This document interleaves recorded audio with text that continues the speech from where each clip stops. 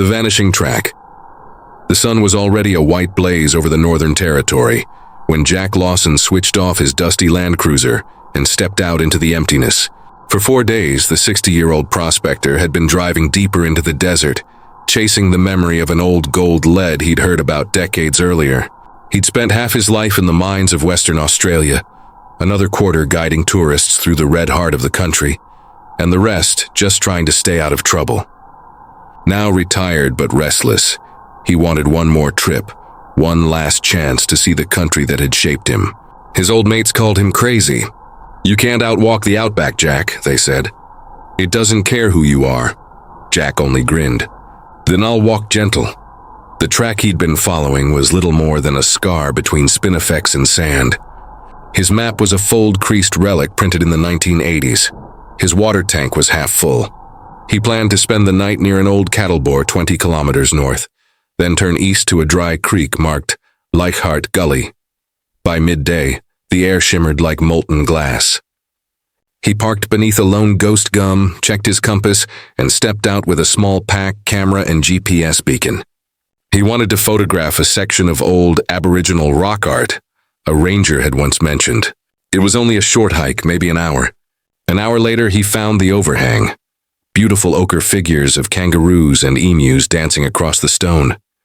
He took pictures, muttered his thanks to the ancestors, and turned back toward the ute. But the desert had changed. The heat haze made the ridges ripple. Each dune looked like the last. He couldn't find his own footprints, only the endless comb of wind-blown sand.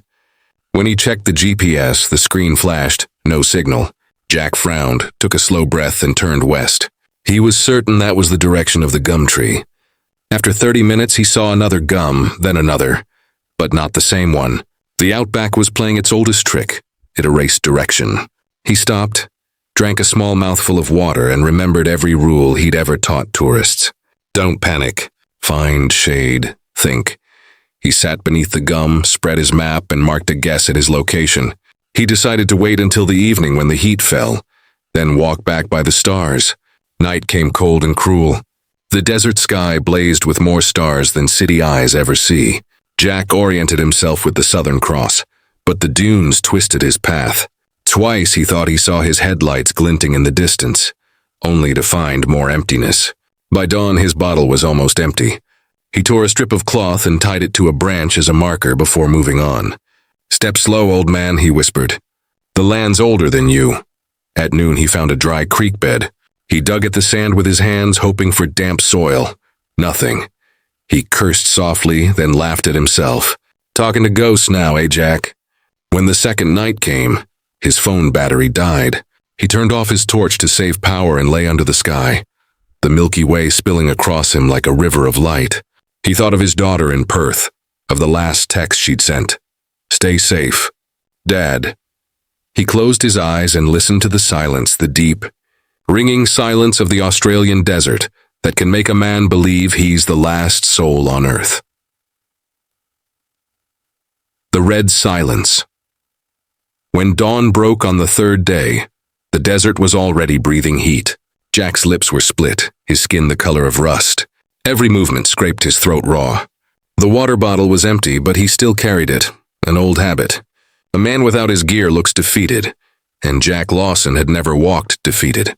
He tore a page from his map and wrote a note in pencil. Heading southwest toward the Stewart Range. "My name's Jack Lawson. If you find this, tell my daughter Emma Lawson in Perth. I went easy." He folded the paper, placed it under a rock, and marked the spot with his hat. Then he kept walking. The sun climbed like a hammer. Mirage after mirage shimmered across the horizon. Phantom lakes, pale trees bending in invisible wind. He remembered what an old Aboriginal stockman once told him back in 1989, when he was a young driller. "The land's got a spirit, mate. It watches you. If you walk with respect, she might let you go.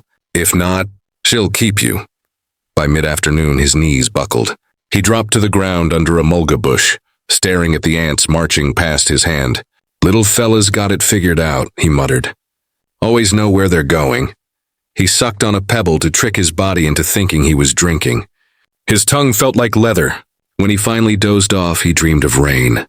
Fat drops falling on red dirt, steam rising like smoke.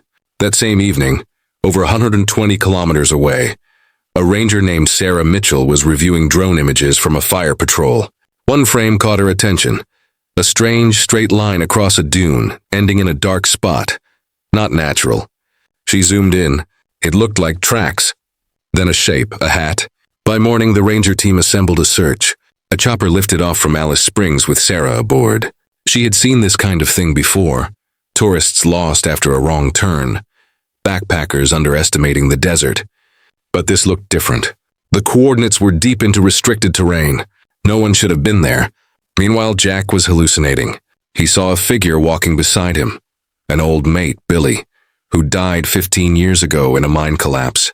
"Still chasing gold, eh, Jack?" the ghost asked. Jack smiled weakly. "Just trying to find my way home, Bill." "Home's that way," Billy said, pointing toward the burning sun. He laughed hoarsely, knowing it was madness. But madness in the Outback could be company. He stumbled across a dry cattle trough, cracked wood, long forgotten. Inside was dust and a single crow feather. He picked it up and stuck it behind his ear, muttering, "Lucky charm." When night came again, the temperature dropped to near freezing. He curled under his jacket, shaking uncontrollably. Stars blinked overhead like cold eyes. His mind wandered through memories. His daughter learning to ride a bike, his wife's laugh before she passed, the sound of rain on tin roofs. Each image faded slower than the last. At dawn, a faint hum stirred the air. At first, Jack thought it was another hallucination, but the sound grew louder, the rhythm of rotor blades.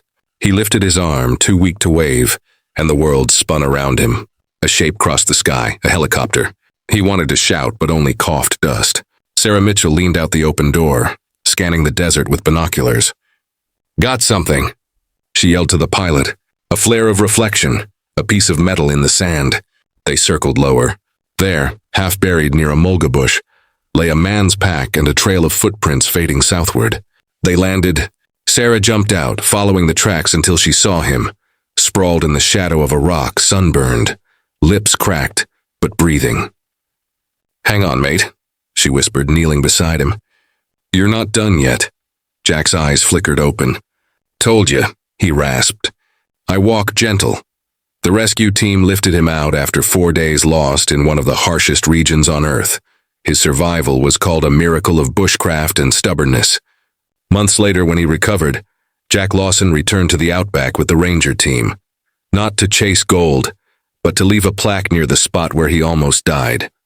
It read, "To the desert that tried to take me, and to the spirit that let me go."